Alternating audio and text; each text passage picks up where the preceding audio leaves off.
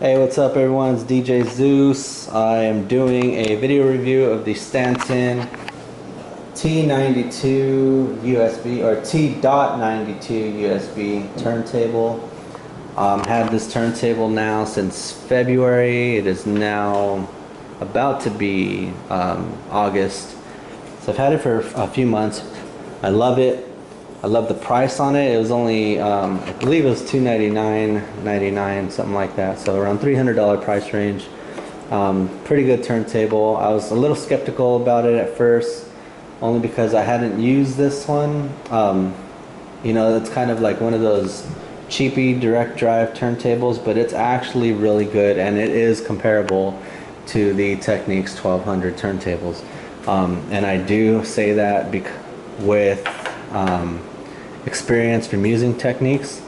I've also previously owned the Newmark TT500 and the Newmark TTX USB. One of my friends actually has the Stanton T92 turntables.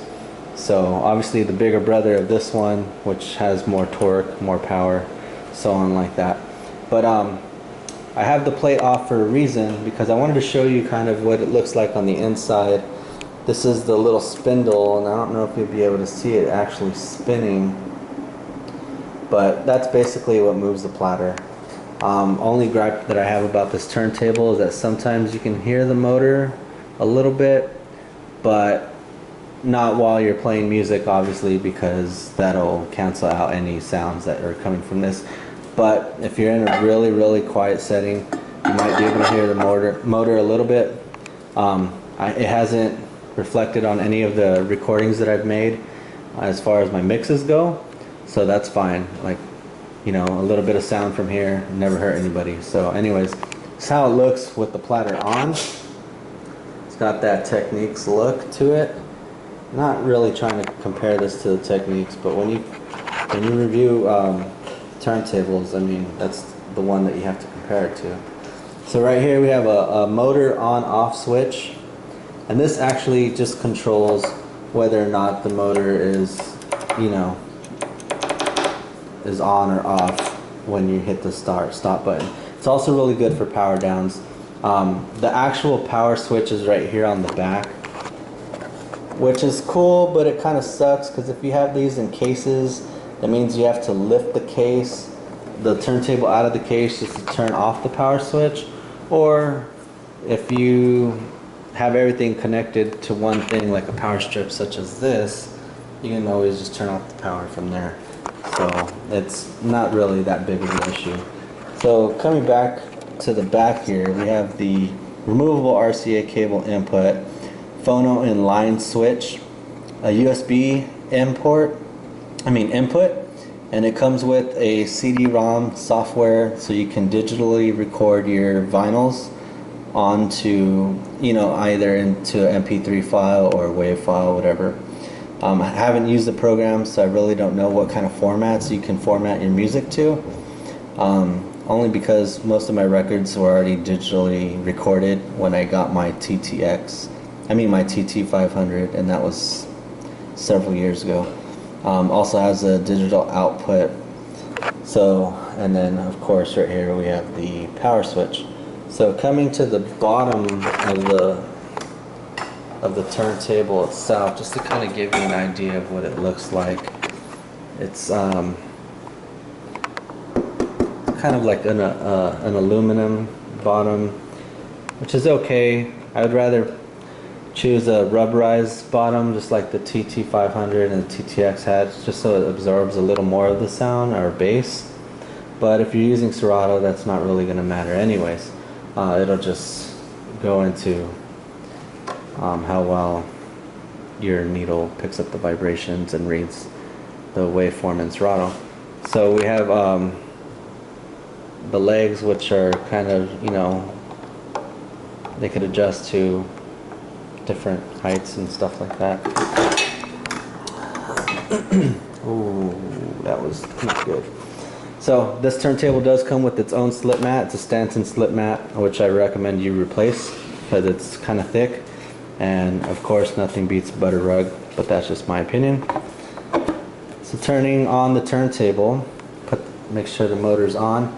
We have start-stop switch on both left and right hand sides.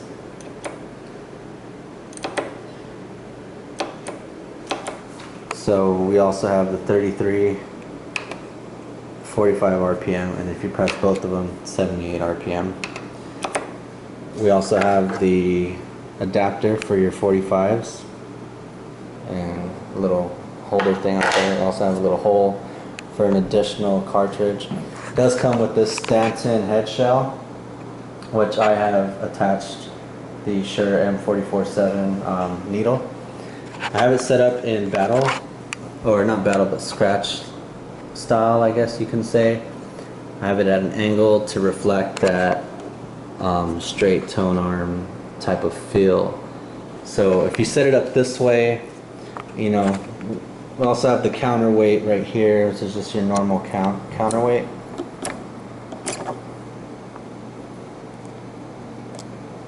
If you set it up the way that Shure tells you to set it up for scratching, you know, make sure it's flush with the post right here, and then set it up at the 33-degree angle, or I'm pretty sure it's 33 degree.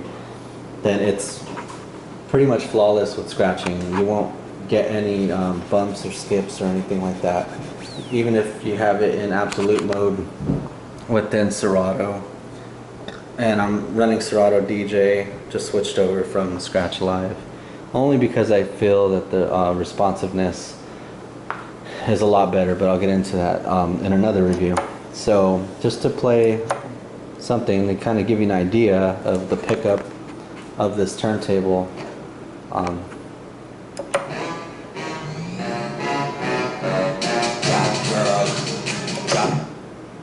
So quick stop.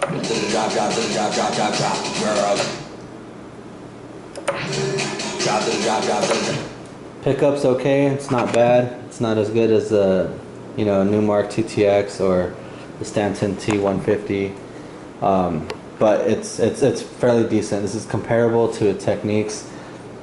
Also, the platter, for those of you who are wondering if this has enough torque to, you know, to work with scratching and stuff like that, it does. It is very comparable to a Technics 1200. Like I said, I have friends who have the Technics 1200.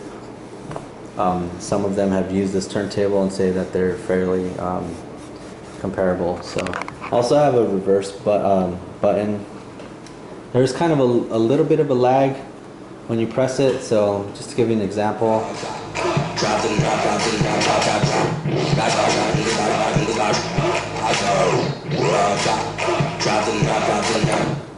And that's mostly because, you know, the torque on this motor is like 1.6 kilograms, something like that.